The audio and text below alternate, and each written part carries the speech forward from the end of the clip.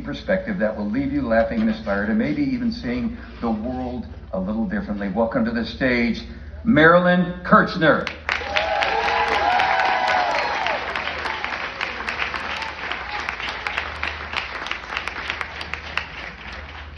I'm here. Oh my goodness, I'm here. Zestini, can you sit, please? Down, good girl. I'm so excited. I've made it to the stage in Branson. Woo-hoo! They told me that there wasn't going to be anyone there out there and that this was just a rehearsal, but I can hear you guys out there. Can't see one face. You're just not there. Anyway, I was so excited about being chosen to participate today. I called my friends back in New Mexico and I said, guess what? I'm going to be on the stage in Branson, Missouri. And their only comment was, well, what time is it leaving? But I am here and I am visually impaired. If y'all put your hand right in front of your face, keep your eyes open, and that's how I see. I see the perimeter, the peripheral, whatever I look right at is not there. As was my professor's head was not there, as he strolled around the biology lab, lecturing on the human anatomy and carrying a skull. That was a real sight to behold. I am considered legally blind. I'm not sure how to retain my status of legal blindness. I don't want to accidentally cross the line and become illegally blind, so I may have to look for a lawyer to advise me because I don't want to end up in a prison in El Salvador, which could happen. This is my guide dog, Zest. When she turned 10 last year, I added teen to her name. I thought she needed more sophistication, Zestine. And then, of course, it becomes Zestini. She is a golden retriever. Thus far, she has not retrieved any gold, but if you're wearing any gold jewelry, please feel free to leave it in the aisles. And after the show, we'll see if I can come home with a haul tonight. We're hoping. We get asked a few questions. One question I've been asked a couple of times is that a blind dog? I think she can see.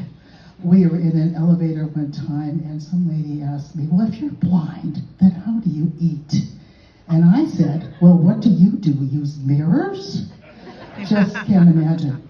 So moving to Branson 13 years ago, I was checking out some of the Christian churches, which we have a big abundance of, and I was sitting in a pew waiting for the services to start when the pastor came up and said, Madam, has that dog had its shots? And I said, well, yes, she had a double Jack Daniels just before we left for church. Thank you so much for asking.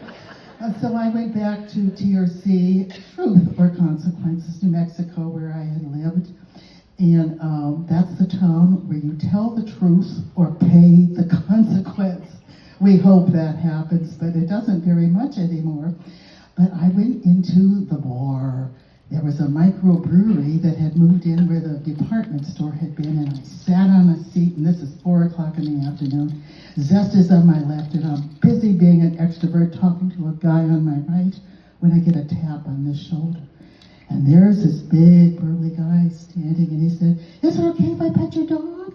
And I said, well, thank you for doing. You needed to ask first, and yes, she's allowed 2 pets. And then I went immediately back to my conversation. And when I inadvertently glanced that way a few minutes later, there's this guy down on the floor with my dog really getting into it. And I looked down from my bar stool and I said, if you're going to get into that heavy petting stuff, I'm coming down. He stood up immediately, scared him. Well, Zest and I like to travel. I get her groomed and she looks nice. And you've probably seen us around town.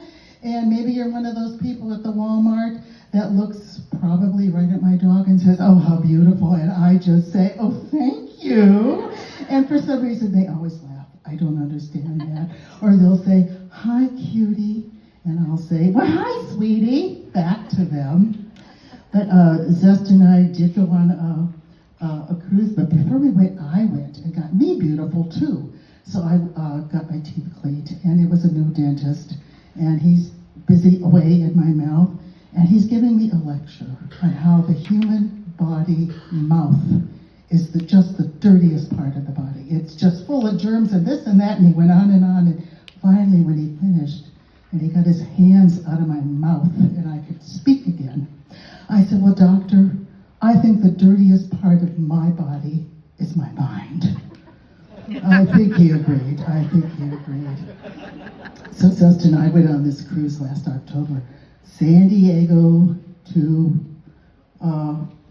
Fort Lauderdale, I think it was, through the Panama Canal.